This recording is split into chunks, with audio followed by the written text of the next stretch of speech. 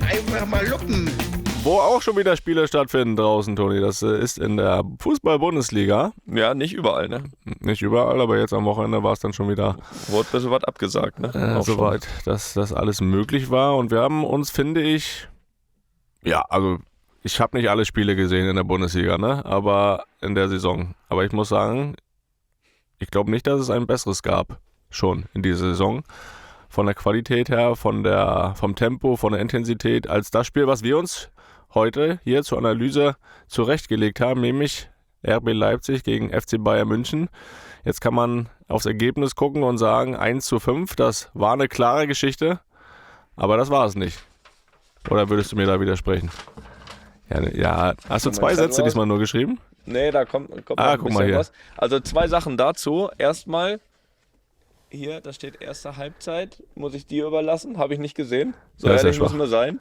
Zweite Halbzeit ist voll, da kann ich was sagen. Aber ich habe mein Fazit des Spiels, also ich habe dann Highlights aus der ersten Halbzeit gesehen und kenne auch die Statistiken. Also es ist jetzt nicht so, dass ich hier uninformiert reingehe. Habe sie nur nicht komplett am Stück gesehen, die zweite Halbzeit dafür schon. Und das Fazit steht eigentlich direkt da oben. Ich weiß nicht, ob du das lesen kannst. Nee. Selbst wenn es groß genug wäre, könnte ich es, glaube ich, nicht lesen. Also bei mir steht, das war das ausgeglichenste 5-1 aller Zeiten. Ja? Und dazu stehe ich. Ja, ich habe hier bei mir ganz unten geschrieben, das Spiel hätte eigentlich 5-4 oder 5-5 ausgehen müssen. So in die Richtung wäre das absolut möglich gewesen. Ja, dann hole ich dich mal rein, Toni, in diese erste Halbzeit, weil da habe ich auch nach 25 Minuten mir aufgeschrieben, was ich eigentlich schon zum ganzen Spiel gesagt habe. Es waren die besten 25 Minuten in der ganzen Liga in der Saison. Und das war wirklich vom Tempo her, was da, wir sagen ja mal anlaufen und hoch anlaufen und trotzdem, wenn ich jetzt mal auf RB Leipzig gehe, vom Gefühl her im richtigen Moment auf Pressing zu spielen, im richtigen Moment anzulaufen, im richtigen Moment zuzustechen, den Ballgewinn zu haben, ist das noch das eine, aber gleichzeitig dann eine Top-Entscheidung am Ball auch zu treffen, wirklich den letzten Ball zu spielen, den letzten Pass zu spielen, in der Häufigkeit, wie sie es in den ersten 25 Minuten gemacht haben. Also, dass es da nicht schon 3-0 steht für RB Leipzig, müssen sich ankreiden lassen, weil das waren wirklich 100%ige Chancen, die sie da hatten. Und da gab es trotzdem auch Situationen, wo die Bayern, die hatten da nur diese Ansätze von diesen gefährlichen Chancen, waren auch in Situationen drin, einfach weil beide Abwehrketten hoch standen, immer wieder hoch gepresst haben, hoch angelaufen sind, beide Mannschaften die Qualität hatten, das aber auch zu überspielen, aus dem Druck rauszuspielen und dann immer wieder auch es geschafft haben, wie ich eben gesagt habe, Leipzig mit dem letzten Pass überragend zu spielen. Das hat Bayern in den ersten 25, 30 Minuten nicht so gut hinbekommen. Trotzdem hatten sie die Aktion. Aber das Tempo, was da drin war, also da war selbst mein Puls ein bisschen höher beim Zugucken. Also da musste schon richtig Was kaputt? Also weil es interessant war oder weil du weil du gesagt hattest, okay, so wenn ich jetzt den Lauf nochmal machen müsste, da wird nicht gehen. Ja, das wird nicht gehen. Aber erstmal war schon eine Vorfreude auf das Spiel da, weil ich das so ein bisschen gehofft habe, dass so ein Spiel zustande kommt. Dann wurde es bestätigt, dann war große Freude da und dann war irgendwie einfach nur noch Staunen da. Also wie die das auch durchgezogen haben. Ich habe jetzt von 25 Minuten geredet, aber auch über die ganzen 90 Minuten. Das beste Beispiel, um schon mal ein bisschen vorzugreifen, ist dann für mich das 4-1 von Pavlovic, und der war übrigens laufstärkster Spieler mit 13,7 Kilometern, wie der dann in der 85. da nochmal einen Vollsprint von Box zu Box macht, um den Ball am Ende reinzumachen. Das war, hätte ich nicht geschafft. Das kann ich ganz klar festhalten. Das war schon beeindruckend, was da für ein Tempo drin war in dem Spiel. Ja, es ist witzig. Deswegen ist das auch gar nicht, ich finde das in dem Punkt gar nicht so schlecht, dass ich den Anfang gar nicht gesehen habe, sondern ich habe mir zum Beispiel notiert in der zweiten Halbzeit genau das Gegenteil von dir. Weil du sagst, auch der letzte Pass war sehr gut und überragend. Das war, fand ich, genau das, was Leipzig in der zweiten Halbzeit dann gefehlt hat. Ja, aber in der ersten Halbzeit. Ich habe ja von den ersten 30 Minuten. Deswegen sage ich ja, ist ganz witzig, dass ich die erste nicht gesehen habe. Wenn ich es jetzt nur nach der zweiten analysiert hätte, hätte ich gesagt, das ist genau das, was Leipzig gefehlt hat. Weil ich glaube, sie waren genauso häufig im Strafraum wie Bayern. Man muss ja sagen, sie verlieren diese Halbzeit 5-0. Obwohl sie nicht weniger große Chancen haben als Bayern, nicht weniger Torraumszenen, nicht weniger im Strafraum sind, wo dann aber vor allem in den ersten, sage ich mal, 20, 25 Minuten der zweiten Halbzeit, aber eben genau das nicht in große Chancen mündet von Leipzig, sondern wo Mini-Chancen von Bayern in einem Tor münden und eigentlich fast aussichtsreichere Möglichkeiten für Leipzig, nicht mal in einer großen Chance. So, das das war für mich dieser eklatante Unterschied in der zweiten Halbzeit. Aber wie umgedreht. Und ich möchte eine Statistik da direkt mal einfügen, die habe ich mir aufgeschrieben. Jetzt nicht die Statistik, die wir oft benutzen, aber der Unterschied dann auch von Bayern zur zweiten Halbzeit. Ne? Sie haben einen Expected Goals Wert zur Halbzeit von 0,2, was ja verschwindend gering ist. Und am Ende steht dieser Wert bei 4,56. Ne? Also zur Halbzeit 0,2 und dann 4,56 Expected Goals. Also das ist natürlich ein krasser Unterschied dann erste, zweite Halbzeit. Ja, und ich glaube, bei Leipzig ist es recht konstant geblieben, weil sie eigentlich über das ganze Spiel gefährlich waren. Ja, der war aber für mich gefühlt schon wieder relativ gering. Ich müsste gleich nochmal nachgucken, aber im Kopf habe ich irgendwie 2,45 oder so, was sie da an Expected Goals Wert haben, über das ganze Spiel gesehen. Ja, vielleicht hat Expected Goals dann irgendwann gesagt, komm, wenn die so oft da hinkommen und da keine große Chance draus wird, dann expecten wir jetzt auch nichts mehr. Ja, die großen Chancen, die sie auch vergeben haben, in der ersten Halbzeit, der macht heute keiner mehr. Ja, eben, genau. Also hier wird jetzt kein Goal mehr expected. 3,5 kriege ich jetzt die Info aus dem aus Analysestudio, Bummens. Anmerkung, die Redaktion. Nein, aber wie gesagt, nochmal auf den Punkt zurück, das war für mich halt in der zweiten Halbzeit einfach offensichtlich, nicht nur für mich, der große Unterschied. So, und das ist dann natürlich am Ende nochmal diese letzte Qualität, die Bayern dann eben hat. Und eben aus von mir gefühlt maximal gleichen Chancen, wie sie auch Leipzig hat, dann am Ende 5 Tore macht und Leipzig keins in der zweiten Halbzeit. Obwohl, so und dann können wir es relativ einfach runterbrechen. Ich fand das Spiel auch wirklich richtig gut. Ich gucke gar nicht gerne Bundesliga mehr, aber in dem Fall muss ich sagen, es war wirklich... Zweiter, oder was? Ja, richtig. Und da muss ich aber sagen, das war fast schon wieder schade, das Ergebnis, weil dann irgendwie, auch hier so, ne, ich weiß ja, wie auch so ein bisschen aus Spanien auf die Bundesliga geschaut wird und eigentlich so sehr positiv. So, und das, wer dann der Großteil hier dieses Spiel nicht gesehen hat und wieder nur das reine Ergebnis liest, der sagt dann natürlich wieder, ja, okay. Ne? Also so wie halt normal ein 5-1 aussieht. So, und wenn du mal das Spiel siehst, dann ist das eigentlich wirklich vom Rhythmus, von der Qualität auch der Spieler eine totale Werbung für die Bundesliga gewesen. Und wenn man das reine Ergebnis sieht, ist es wieder das Gegenteil von Werbung für die Bundesliga. Dann denkt man, ja, okay, da wird alles kurz und klein geschossen von Bayern und alle anderen können nichts. So, und das ist ja in dem Fall wirklich, wirklich nicht so. Und um nochmal so dieser Ausgangspunkt für diese zweite Halbzeit ist im Endeffekt ja das 1-1. So vorher ist nichts passiert. Das 1-1 kommt ja schon so ein Stück weit aus dem Nichts. Und das ist dann halt so wieder so ein Detail.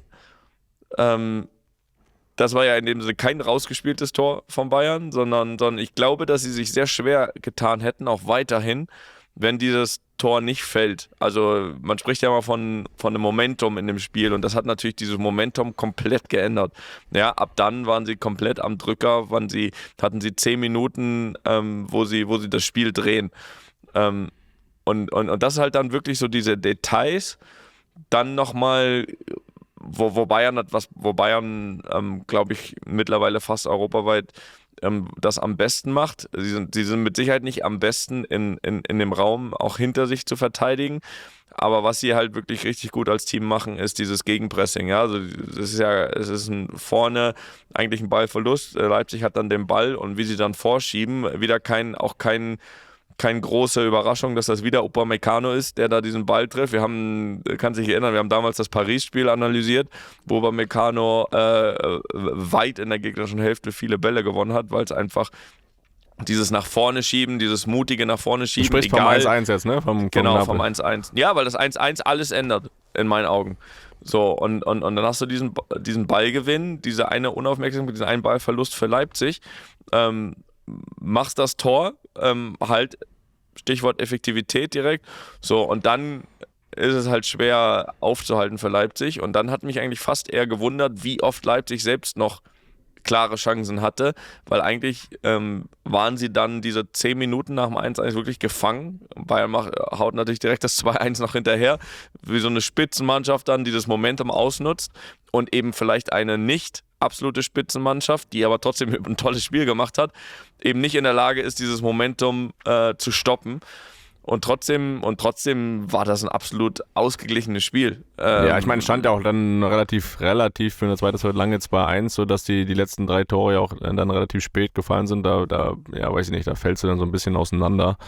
Ja, du fällst auseinander, ja, aber du hast vorne bis zum Ende die gleichen Chancen. Also nochmal Pfostenkopfball, nochmal ein 1-gegen-1 vorher.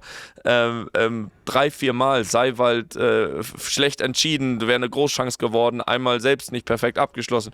Also sie waren konstant gefährlich. Sie hätten jederzeit auf 2-2 stellen können oder nach dem 3-1 hätten sie jederzeit auf 3-2 stellen können, dann wäre es auch nochmal eng geworden.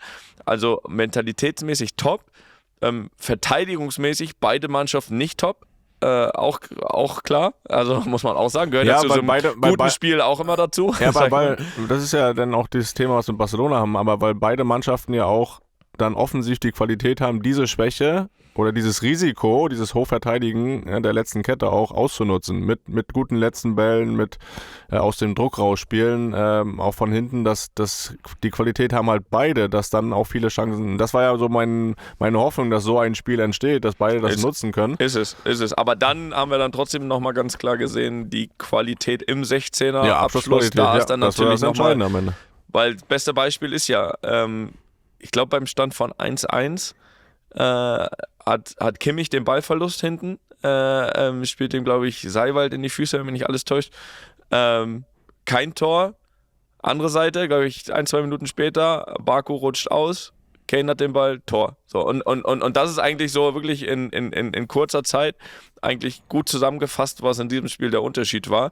Und das war nicht die Chancenqualität, das war nicht die Intensität, das war nicht, dass einer viel besser verteidigt hat als der andere. Das war einfach, auch wenn es dem Spiel vielleicht nicht gerecht wird, weil so viel Gutes passiert ist, runtergebrochen auf die Abschlussqualität.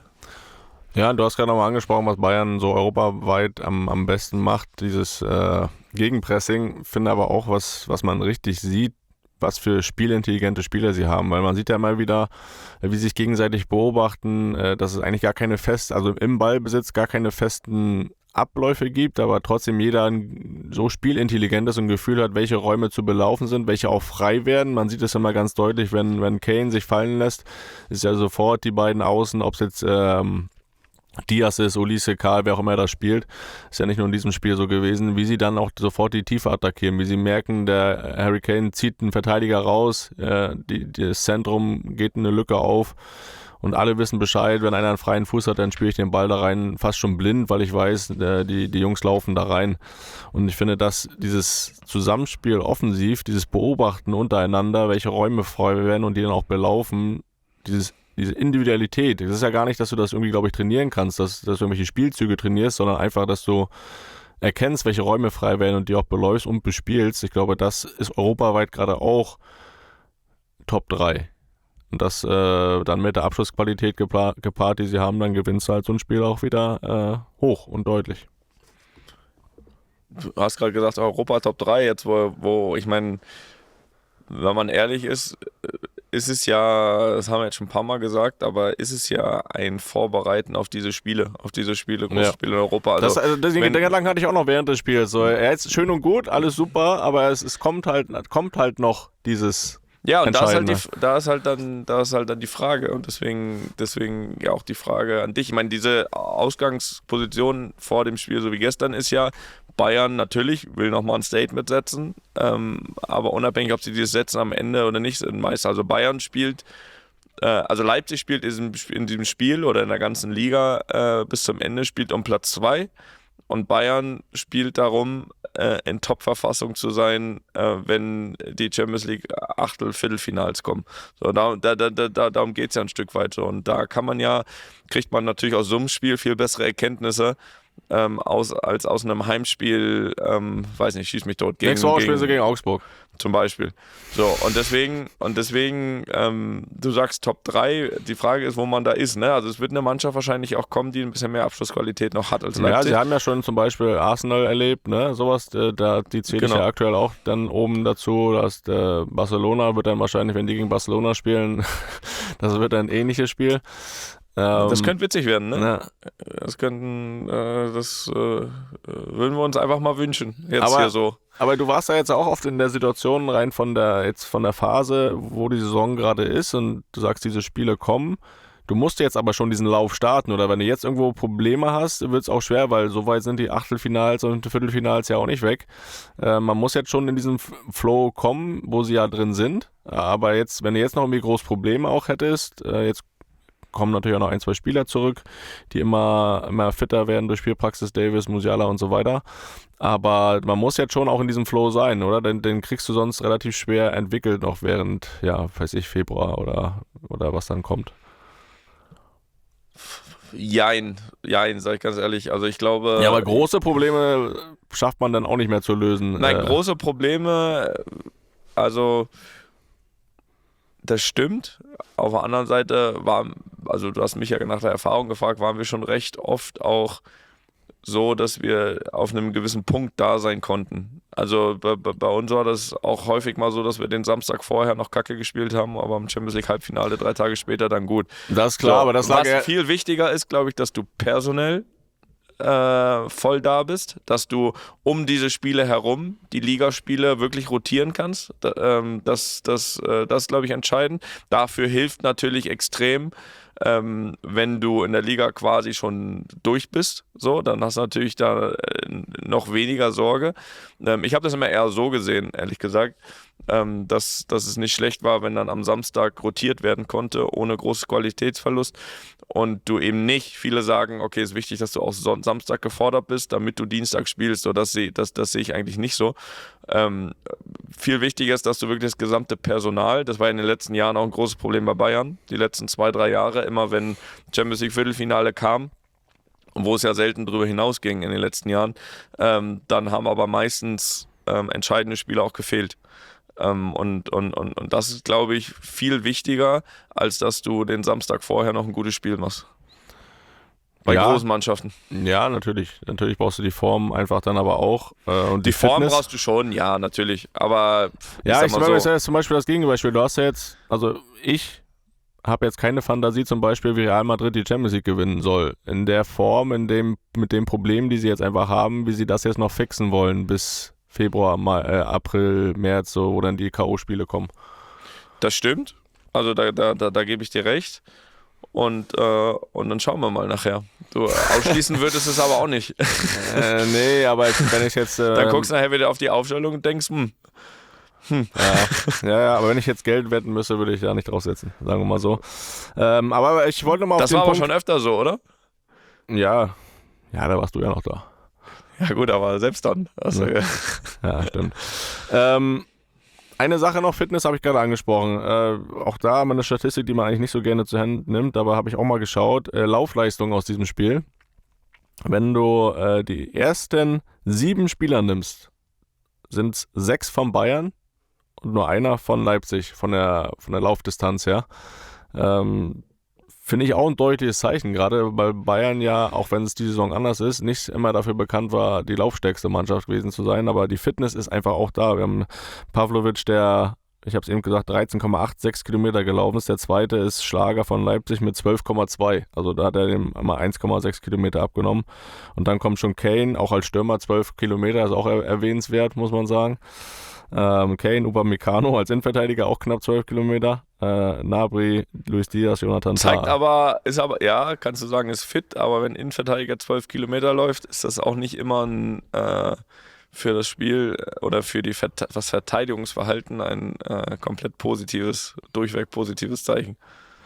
Da musste schon auch viel nach hinten. Ich fand's noch und überspielt und so, ne? Also das darf man auch nicht vergessen. Ja, individuell schon, aber ich finde es trotzdem so allgemein auffällig, dass von den ersten 7, 6 Bayern-Spielern sind, weil Ich Leipzig glaube halt ja auch... einfach, dass so eine große Mannschaft wie Bayern, dass es dann nächste Woche werden die Werte anders sein, das ist ja angesprochen, aber dass du auch ein Gefühl hast für das Spiel und für die nötige Intensität, für die nötige Einstellung, für die nötige Laufleistung, was ist nötig, um in diesen Spielen zu gewinnen. Und dann ist es halt klar, dass auswärts in Leipzig eine größere Anstrengung nötig sein wird, wenn du das Spiel gewinnen möchtest, als jetzt nächste Woche. Nächste Woche wird Upamecano wahrscheinlich nicht mehr als 10 Kilometer laufen. Wahrscheinlich ja, aber ich finde trotzdem, dadurch, dass Leipzig ja wirklich auch eine laufintensive Mannschaft ist, war das für mich auch nochmal auffällig, diese Statistik. Absolut. Die wollte ich dir nicht vorenthalten, Toni. Ja. Ne, Danke. Da ist mir aber auch eingefallen, bei dir gab es ja auch dann diesen Gap, ne? Also, ich weiß nicht, habt mal gesehen, irgendwie, weiß nicht welches Jahr das war, ein Champions League-Spiel gegen Paris, wo du auch irgendwie 13, noch was Kilometer gelaufen bist. Und dann, weiß ich nicht, war ein Heimspiel gegen Levante oder weiß ich gegen wen und dann bist du nicht mal 10 gelaufen. Also da wusste man dann schon, wann man wie und wo zu laufen hat, ne? Und die Stunde geschlagen hat, ne? Ja. Ja. Wo man auch mal hinterher laufen muss. Ja, wobei ich immer eher nach dem Motto gegangen bin, je weniger ich gelaufen bin, umso besser haben wir gespielt. Ja, das hast du ja schon gesagt. Ja. Ne? Aber gut, das Motto ist da immer noch, aber besser spielen ist ja, weniger geworden. Wäre auch, ja, das ist richtig. Ja. Gut, in diesem Sinne haben wir das Spiel auch analysiert, Toni, und ich hoffe, dass du wieder ein bisschen mehr Lust auf Bundesliga hast. Vielleicht kommt ja das ein oder andere Spiel, was dann nochmal interessant wird, ne? Ich vom Hocker reißt. Ja. Einfach mal lupen ist eine Studio Bummens Produktion mit freundlicher Unterstützung der Florida Entertainment. Kein normaler Rhythmus. Überall, wo es Podcasts gibt.